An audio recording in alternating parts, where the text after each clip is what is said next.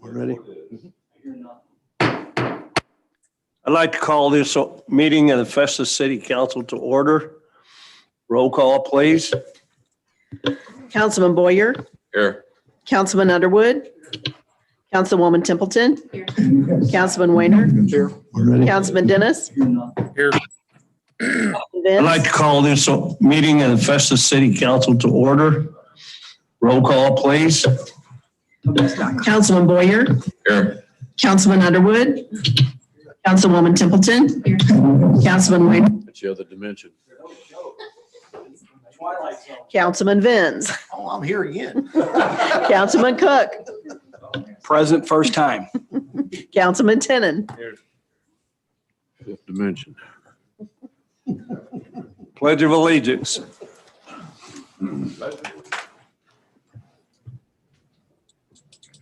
I pledge allegiance to the flag, United States of America, and to the republic for which it stands, one nation, under God, indivisible, with liberty and justice for all.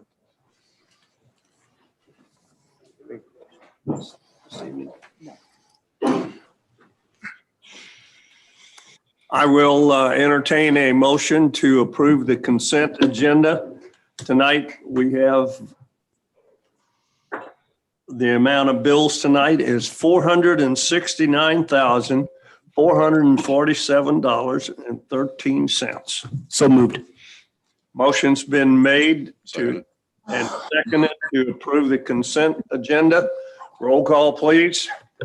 Councilman Cook. Yes. Councilman Tenen. Yes. Councilman Venz. Yes. Councilman Dennis. Yes. Councilman Weiner. Yes. Councilwoman Templeton. Councilman Underwood. Councilman Boyer. Yes. Motion passes. Remarks of visitors. Sir, we had a request from Doug Thurman with Emmanuel Lutheran. They're holding a service event on August 7th. It does require some traffic control and an okay to put out signs at intersections. We did send Doug the information on the meeting. He is not on the call, it appears. However, there is a pretty extensive letter, 2 pages worth, and basically the traffic plan attached. All of the event would occur on the church's lot, but they are asking for some help for getting traffic in and out of that area. I know I had a chance to talk to Chief Lewis about it, and Crystal would also be participating on this because it's off of Briarton Lane. That Crystal would also be available to help out. Is there any discussion? It's August 7th.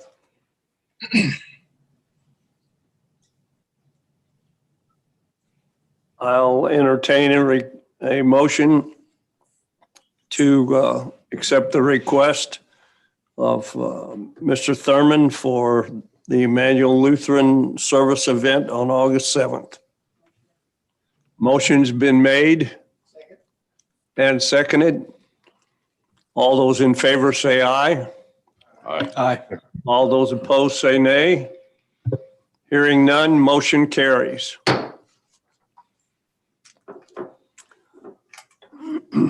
Tonight, for ordinances and resolutions, we have Bill 4632 for a second reading. Do I have a motion to read Bill 4632 for the second time? So moved. Motion's been made and seconded. All those in favor say aye. Aye. Aye. Is there any discussion? Yes, Mr. Mayor, I have a couple of questions. That's on the rezoning. Yeah, this is the 1241 American Legion. Yes, sir. Is this time now for questions, Craig? Certainly. 2 concerns. The building app, do we have anything on file to show what the owner is going to do with the property? We don't have the application, but I circulated. Dale and Laura, who are on the call, were very nice to forward to me, which I believe I sent out on Friday, their timeline I saw that. of when they would seek permits. Yep. And expect to have the facility fully open by early next year. Okay. My second question is, that looks like it's going to be zoned in I-1. My concern is, here's my concern. Is there something else we can zone that to make this work? Because here's why I'm asking. I don't look at a building and look at it as a short term. Correct me if I'm wrong, please. When we rezone that property, we've rezoned it permanently. So 20 years from now, if a manufacturing for fireworks wants to go in, they can go in. Under what's allowed under I-1, correct? And at that time, there's nothing the current council could do if that would even take place. Correct.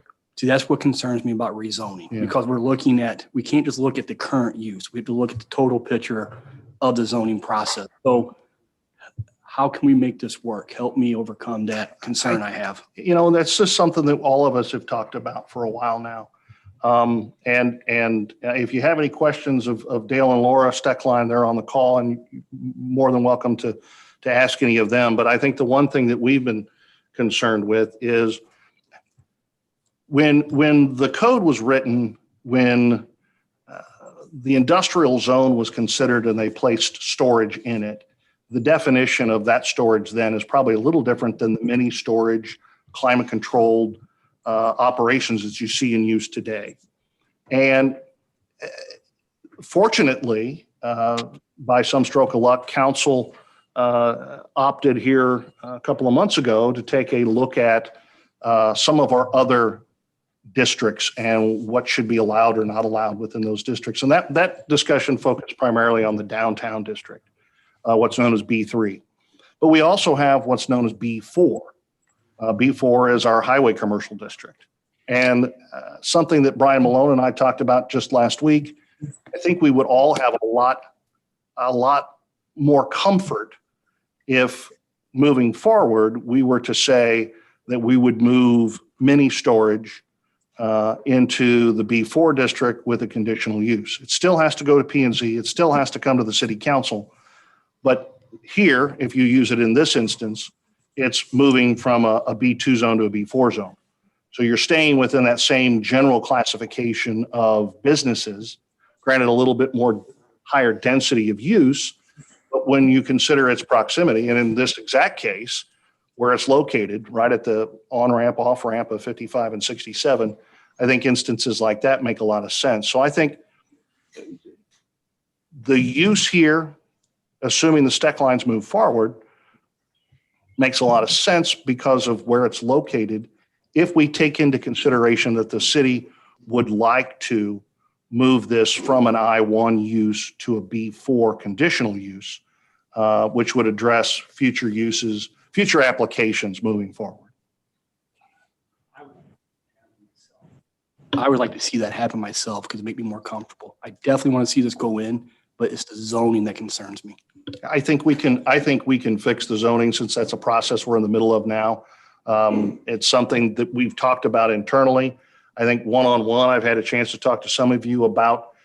This has come up a couple of times where we have this specific type of request, and it's the I-1 zone. It's not necessarily the business, the proposed use, but we can't consider the proposed use. We have to consider what that zone change would allow from a long view. And I think that's where everyone's discomfort is.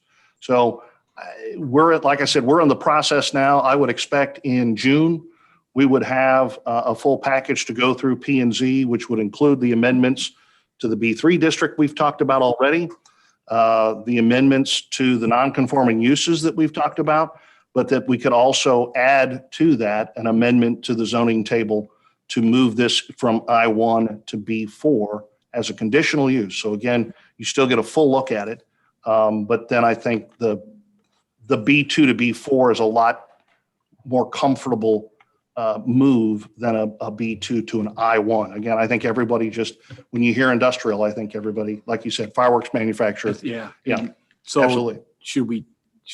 if the motion would pass, should we want to table it till June then, until it gets rezoned? I think because this one's in progress. Yeah.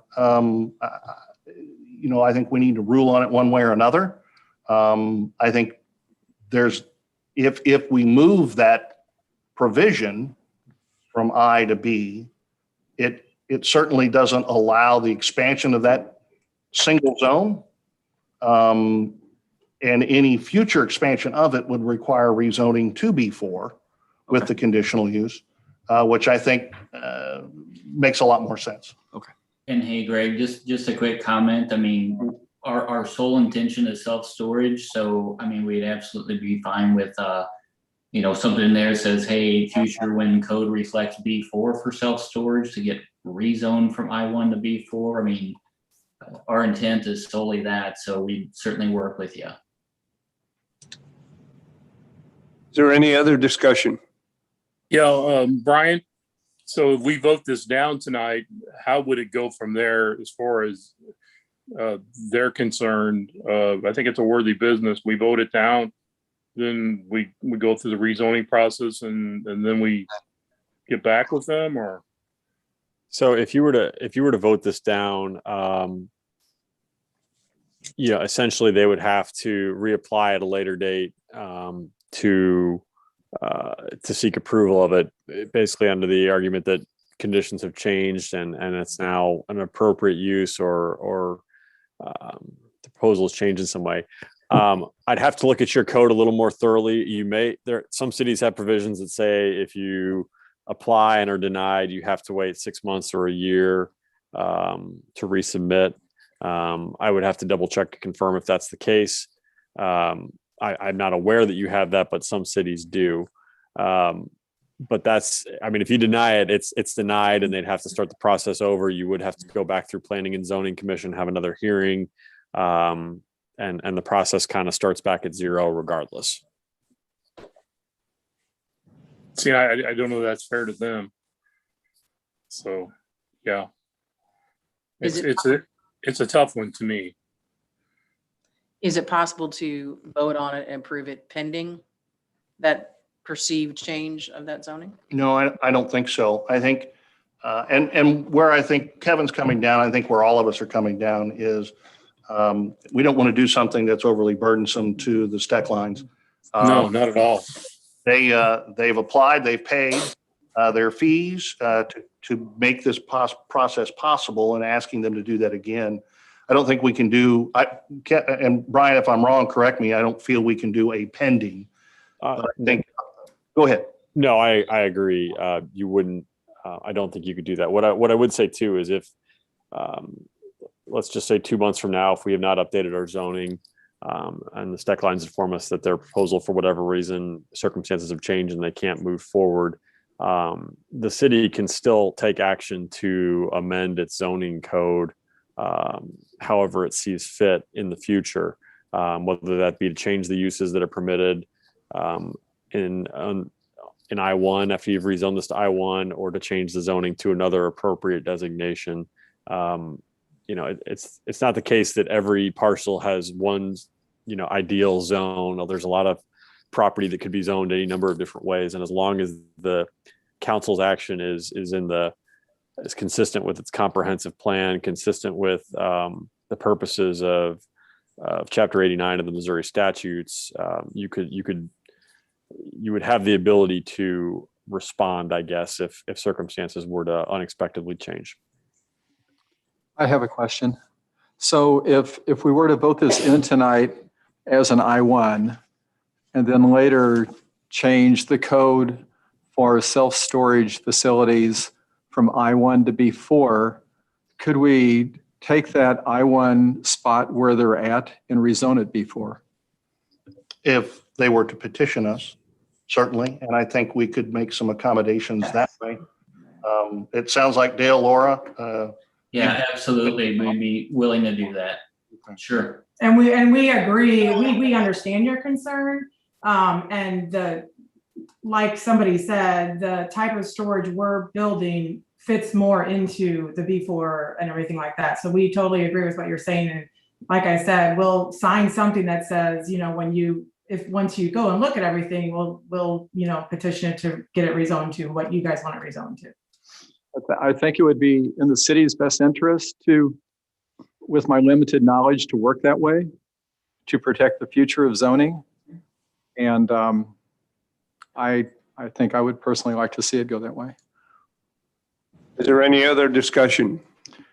I think we've heard statements from the Steckline that pretty much tells us they are going to do what they're going to do. And if they need to change and put in to make it a B4, they would be more than happy to do that. So Right. it's not like we have someone who is totally against anything that we might say. So hearing none, The only concern I have, Mr. Mayor, is this though, sir. What we do for one, we do for all. So if somebody else wants to try this and petition this, we got to view it the same window. My comfortability and preference is let's just do it right by the books and have rechange the zoning and have them come back for a B4. So that way it's done and over. Because if we rezone it, and nothing against the stack lines, I want to see this, but just talking here, they could change your mind next week, whoever, and sell it. And now it's an I-1 and there's nothing we can do as a council, nothing. So that's my only concern. What if we do a like whereas statement to the motion? I know some cities would do that. Is that possible, Brian or Greg? Yeah, I think that's a question for Brian. The whereas portions of this, can we amend the ordinance as it's presented here to include a provision to the B4? You mean amend it to change the zoning to B4? Yeah, we're basically stating in the first paragraph, rezone B2 to I1 is defined in said planning and zoning ordinances, and then whereas when and or if the city's planning and zoning ordinances are amended to move this particular type of use from I1 to B4 as a conditional use, that it would be classified as that. Would that work? I don't think it really would, in part because any zoning change has to go through planning and zoning. And obviously this changing it from its current zoning to I1 has now done that. If you were to sort of make a contingent clause in the future here, that would be essentially another rezoning that would take effect without review by planning and zoning, without really another additional review by the council. So I'd be concerned that that may not be a valid or enforceable change to the zoning to do it that way. As a possible method of moving this along, guys, we could certainly allow the stack lines to re-petition the city at no additional cost. If you chose to do that, pending us moving forward with our updates to the zoning code, which again, we already have a number of them already in process and would have a draft for legal review this month and would go to P&Z in June to kind of clean some other items up that we've talked about in the past. Or again, based on what's in the record here tonight, is to allow this to move forward as an I-1 with the intent of then rezoning it after those changes are made. And I will say this, every zoning, and as I'm sure some of you are aware, there is another proposal like this where they're wanting to take an R1 district and move it all the way up to I1 for the same purpose. I think every situation when you're looking at a rezone is special. You do have to take into consideration the comprehensive plan, future land use, what the vision for the city is. And those are the sorts of things that you have to kind of balance when you look. is there any other? Yes, sir. Last question. If we do this and we don't approve it tonight, though, nothing says that they can't apply for a permit, start grading, start their working while they're doing their zoning, correct? They could get a demo permit. That's what I'm saying. So this wouldn't slow the project down while we kind of clean house and do housekeeping. Shouldn't. Okay. So I guess my other question is Dale, could you live with that if that's how we did it? Well, Well, I mean, on our side, one, if we're, you say we can move forward at that, we can't move forward with the expense and everything in there without being certain we've got approval. I mean, we've seen things get denied before, and we have to have approval before we're gonna move forward with the different things. And I guess the other concern is, I don't know how long it takes typically to amend code, but we'll lose the property. I mean, we can't hold on to it for months and months. I mean, I don't think the seller's gonna sit tight for us to do it. We've written it contingent upon approval for this, for our request we've got. So I don't know that's gonna work. As well as in the storage business, there is a lot of demand right now, but if you don't, you want to hit a certain goal when you open, it makes a big difference. So the timing would probably be off if we waited 3 to 4 months for, I don't want to say off, but it's just better for us to open at a certain time frame of the year. So there's, if it gets delayed, there's some cons to that, I would say, for us. Would you agree to that, or? I don't know. We could. Oh. I will say this, looking at the properties on that road, there's residential and then there's a church. So, I mean, that does kind of help our risk a little bit. And I do want to see this project go forward. I just don't want to put us in a situation where, at the top of the hill or across the street, we have a junkyard or something that, because in this instance, this only benefits y'all. What does it benefit the whole city? Is storage in such a demand that we need to move forward? I still have some questions. I'm just a little unsure at this moment. So,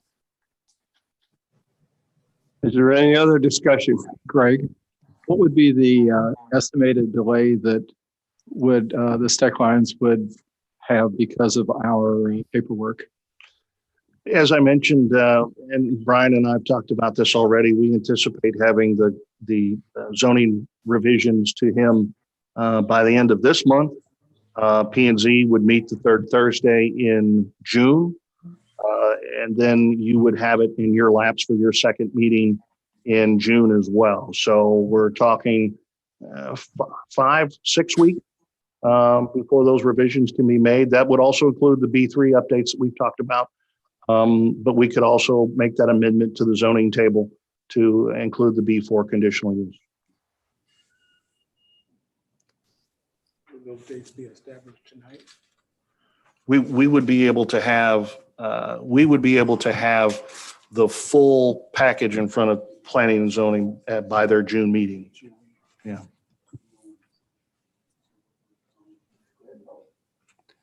Is there any other discussion? If not, could the clerk please read Bill 4632 for the second time? Bill number 4632, an ordinance of the City Council of the City of Festus, Missouri, amending the zoning map, of said city as established by the planning and zoning ordinances of the City of Festus, Missouri, and establishing an effective date. Councilman Boyer. Yes. Councilman Cook. No. Councilman Tennant. Yes. Councilman Venz. Yes. Councilman Dennis. yes. Councilman Weiner. No. Councilwoman Templeton. No. Councilman Underwood. No. 4-4. Well, gentlemen, we have a 4-4 vote. And I vote yes. The bill passes 5-4. Okay, Thank you. Thank you. we have Bill 4633 up for the second reading. Do I have a motion to read Bill 4633 for the second time?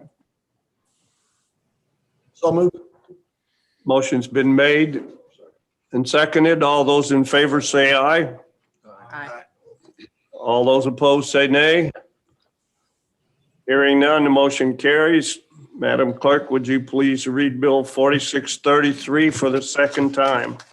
Bill number 4633, an ordinance of the City Council of the City of Festus, Missouri, to decertify Laborers International Union of North America and Laborers Local 42 as the exclusive bargaining representative of the city's police officers and dispatchers, and recognizing the expiration of the memorandum of understanding with the union and establishing an effective date. Councilman Boyer. I'll pass on this right now. I'm still reading. Councilman Underwood. Carrie, I'm sorry. There wasn't a discussion. I think we need to We discuss went right to the Okay. vote. Oh, Discuss. I'm sorry, because that was the second. I'm sorry. That's fine. Just to verify for the record, the petitions from the dispatchers and the bargaining unit, which are sergeants, corporals, and patrolmen and detectives, were submitted. The signatures have been verified, that they are fair and accurate. Whereas, as you notice in the meat of the ordinance there towards the bottom of the first page, 89%, 24 of the 27 officers at the time did sign the decertification petition, and 86%, or 6 of 7 of the dispatchers employed by the city signed, delivered, and were verified to decertify Local 42.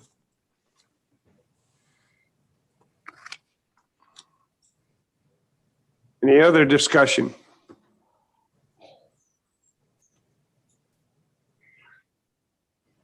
Hearing none, would the clerk please read Bill 4633 for the second time?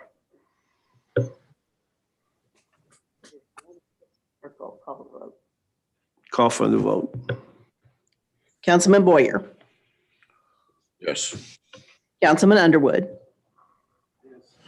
Councilwoman Templeton. Yes. Councilman Weiner. Yes. Councilman Dennis. Yes. Councilman Benz.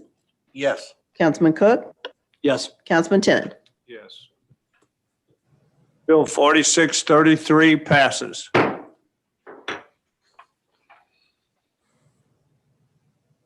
New business. Annual liquor licenses. I just need the approval for the annual liquor license renewal list, which was in your packet.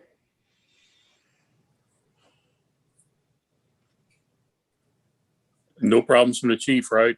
The chief has reviewed and everything's fine by him. Police department has no issues with any of it. All right. I'll make the motion. We approve the liquor licenses. Motion's been made to approve the liquor licenses.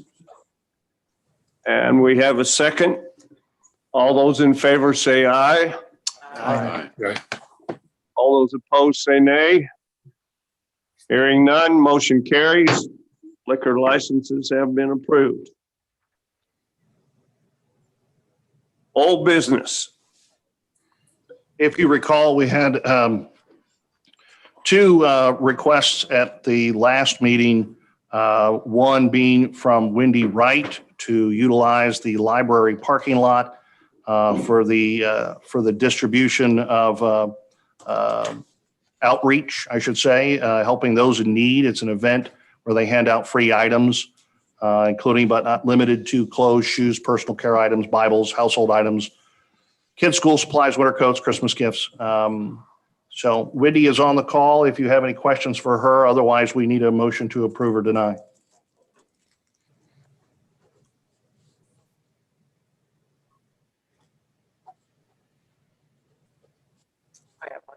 What's the kind of the size of people that attend these? I mean, how many people are we talking? Kind of traffic? It just depends. Usually Christmas time is the largest amount of people that come because we have coats and Christmas gifts. This past December, we handed out approximately 140 gifts, but that doesn't mean 140 people came. If they had multiple children in their family that were age 12 or under, they were able to take as many of those gifts as they needed. Greg, quick question. If we let one group do such a thing, then we have to open it to another group. Correct. Any group that would request. Right. any faith group, non-faith group, anything. Anything. And then, Mr. Mayor or Greg, if it's on city property, what would that do for us liability wise too as well? Is my concern. Sure, it certainly presents some complications from a liability standpoint.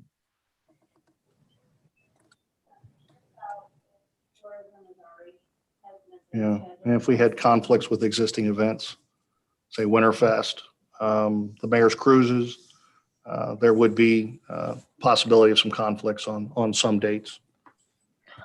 We, of course, wouldn't do a handout during an event. We would just not do that month in that situation. Is there any other discussion? If not, I'll entertain a motion to either approve or disapprove.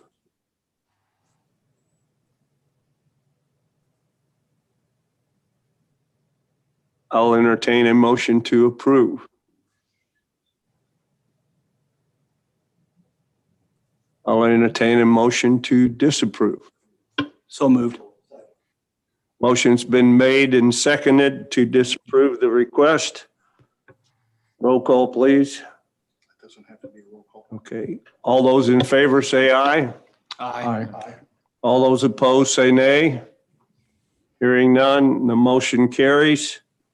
The request has been denied. Mrs. Wright, I would like to pass on to you that I have talked to Reverend Tish Green of the First United Methodist Church, whose parking lot is directly across the street from the library. And if you would give her a call at 937-6205, she would like to discuss with you your need to see if the First United Methodist Church could help you out. Amen. So can I ask for clarification? So this motion to deny, does that just mean that I can't do it at that location then if you're giving me a resource to reach out to? If I find a resource that is not city property, then I can move forward and continue to help those in need? Yes. Okay. Yes. Okay, the second thing we have in the old business is the Bottleneck Bridge Ride. I believe Andrew Held was with us. Andrew and Matt Harmon from TrailNet. This is the annual ride. I say annual, but we did lose it for a year last year. But Andy, if you have anything you want to toss in, or if anyone has any questions of Mr. Held. Okay. Thank you, Greg. I trust everyone can hear me okay? Yes. All right. Thank you. This will be the 6th year that we've done this event. Last year in 2020, this event, the Bottleneck Bridge Ride, had a do-it-yourself kind of component to it so we could maintain the safety of the riders and volunteers and so on. This is a bike ride that takes cyclists from downtown Festus throughout Jefferson County to for 34 miles up to 67-mile loop. It's to benefit the tourism of Jefferson County as part of a JCGA, Jefferson County Growth Association event, and we partner with TrailNet to hold this event. We have upwards of about 500 cyclists and their support individuals that come into this event annually when we hold it. The presenting sponsor of this is the Festus Tourism Commission, and we have support throughout the routes. So where we go from Main and Mill, we start off on Main Street and then head into Hillsborough and Villa Antonio out to La Chance and DeSoto and back. So not a relatively flat event for individuals on bicycles, but a very challenging and sought after event by those that come down here. From a tourism standpoint, we usually have around 87% of participants come from outside of any Jefferson County zip code. So we find that they have a lot of value to bring into the community, and they stay, it starts off at Main and Mill, in that area and then travels around and returns back there. I've had the opportunity to talk to Chief Lewis and Greg at length regarding this event coming up for this year, as well as since the intersection at Bailey and 6167 Crystal City. I have talked with Jason Eisenbeiss over there as well. In history, we've closed down 2nd Street behind Main Street, but this year we'd like to step up the event and give it a whole another flair by utilizing Main Street USA, if you will, to have and close down Main Street and have activities throughout the day. Activities such as bike helmet fittings for kids, kids bike races we've done before, and some bike safety events that would be held throughout the day before riders start to return back at the finish line, which would be located right around next to Bering Street there. So our request is to see if the city council would approve closing Main Street for the day from probably 4 a.m. to roughly 5 p.m., depending on how long it takes the last group to come through safely. Andrew, is that on a Sunday? It is on a Sunday, correct? So it really wouldn't interfere too much with our Main Street businesses. Historically, there hasn't been a lot of traffic throughout the day as we've done that, because usually we would leave 2nd Street, come up Mill, hang a right on the Main Street, and then head out of town that way. This way, it would just be all located right on Main Street, but it hasn't had too many problems with traffic.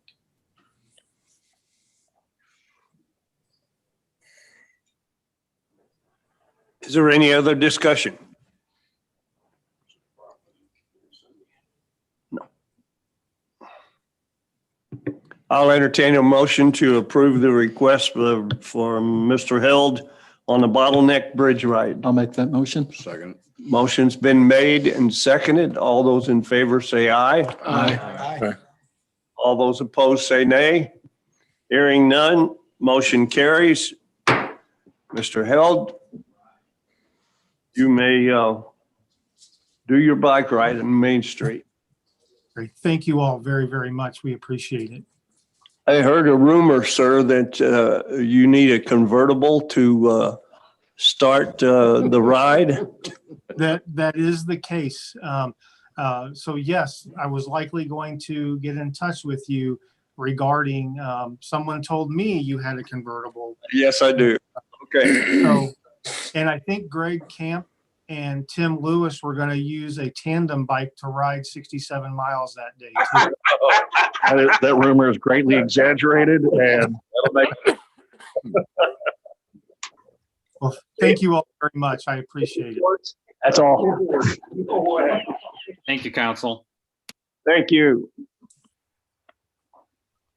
Okay, we get to the Marin City Council reports. Councilman Boyer. I have nothing at this time, sir. Thank you, sir. Councilman Underwood. Thank you, sir. Councilman Weiner. Nothing, sir. Thank you. Councilwoman Templeton. Thank you. Councilman Dennis. I want to thank the PD for some extra patrols over on Central and Horine. Keep up that good work. And was riding around the other day and really disappointed in our grass cutters. I talked to Josh out the park. I talked to Matt. Went by Snyder Park. Right after they cut it, there was big clumps of grass. It didn't look to be trimmed. I was told that if it wet areas, instead of weed eating it, they just don't cut it. And I kind of seen that in one of our parks today. But I noticed one of the out the park one day, they had that zero turn lawnmower going about 20 miles an hour. And I just think they need to slow down and do a little better job for what we're paying. There's just too many spots they're not cutting. And it's, Snyder Park is a very noticeable thing down there. And like I said, Josh said he's talked to him. I'm not, I don't know what Matt's done or don't, but I really think we need to remind them to slow down and do just a little bit better job on right through the park over off South Mill there. Right down in the middle of it, there's all kinds of grass that isn't cut, and then everything else looks like it's been recently cut. So just a little few of the details and slow it down a little bit. It's not an indie track. It's, you go too fast on a zero turn, it's going to look choppy. It's not going to cut very well. So I'm going to leave it to the powers to be to take care of that. That's all I have, sir. Thank you. Thank you very much. Councilman Vins. Hey, Matt, on Collins, coming from where they cut in those 3 spots where the little blacktop, you hit a bump like a pothole, but it's not a pothole. If we could put just a little blacktop, just seems like when you drive next to the sidewalk, not, it's just those little square patches are almost like a pothole.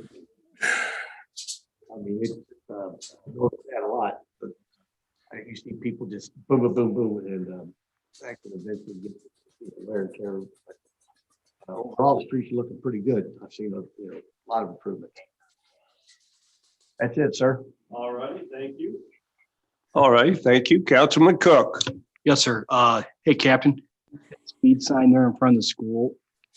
We can move that, right? I mean, what's a time period on that being there? Because I was at Huron the other night looking at subdivision, and I would love to see that get. Councilman Cook? Yes. Can I jump in here real quick? Hang on. As we had discussed recently, I think it's a meeting that you might have missed, there is additional funding available. We ordered one of the signs that we budgeted 15 for. We're very pleased. I think everybody that was in attendance of the meeting is very pleased with the sign and the reaction to the sign. Matt and I have talked. We're putting an order in for 4 more signs. We will exceed the budget by about $1,000, but I think based on our conversation at the last meeting, Horine was identified, Central was identified. So I think we're looking to deploy those, even though they were intended for our traffic calming. I think the reaction has been very positive. So we're going to put them out. They can be moved, yes, but for the time being, instead of just having them sit in a shed, we're going to go ahead and put them out until we need them for a traffic calming measure. Hey, Greg, ad hoc point to that too, if you could. Oh, okay. As I was saying, I rescind that statement because I didn't get to finish. I was going to rescind that. Yeah. I think all of us have been very pleased with the reaction to the sign, except for people maybe that have to drive past it every day. I'm not pointing any. Yeah. But I am pointing fingers. But I think the intent almost unanimous. I think unanimously by council is that we'd like to see them out in more places around town. So we will work to make that happen. And then 2 more things. The zoning that got passed tonight, are we able to still work on having that rezone and they're going to do an agreement? They'll reapply as they discussed. I think they seem to be very agreeable to. I'd like to see that. Have that take place. So we can clean this up. I know there's mitigating factors, but I like to clean it up. And the last is I want to thank the mayor for reaching out to the church to assist Wendy Wright. That was a good thing. It really was. I felt, unfortunately, as a city, we have to look at the best interests of the city. I just want to thank you. I thought that was a great thing you did. Thank you. All righty, Councilman Tenen. All righty. Well, I've got a few things. First of all and foremost, the police department now has digital radios. It was all done today. Everything works. We're still waiting on one console to be switched over. Okay. They got the one up and running. They are operating on the new system. However, the second console, they ran out of time by the end of the day, so they will be back tomorrow to get that second console up and running. Originally, the whole cutoff was supposed to take place tomorrow, but everything got running so good today, they went ahead and decided to start it today so we could get on it quicker. Good. Something that we've been working on for the last 3.5 years finally got done. We had a good run this weekend. This past weekend, it was successful. The food trucks have been successful on Mondays, so, you know, people are beginning to even more come to Festus to do things. And this is exactly what we want for our city. Is there anything else we have to discuss tonight? Mr. Mayor, I would like to say, the reason I'm not there in person is I have sinus issues and I didn't want to be coughing and carrying on around y'all. So I wish I was there, but I will be there. All righty. Go ahead. I would like to introduce one of our new officers tonight. Back here in the back, we have Jonathan Powell. He just started about 2 weeks ago. He came to us. He's got a extensive history in the military, brings a lot to the plate. We're really happy to have him aboard. All righty, welcome. Is there anything else? If not, I'll entertain a motion to adjourn. So moved. I need a second. All in favor, say aye. Aye. All right. Motion passes. We are adjourned.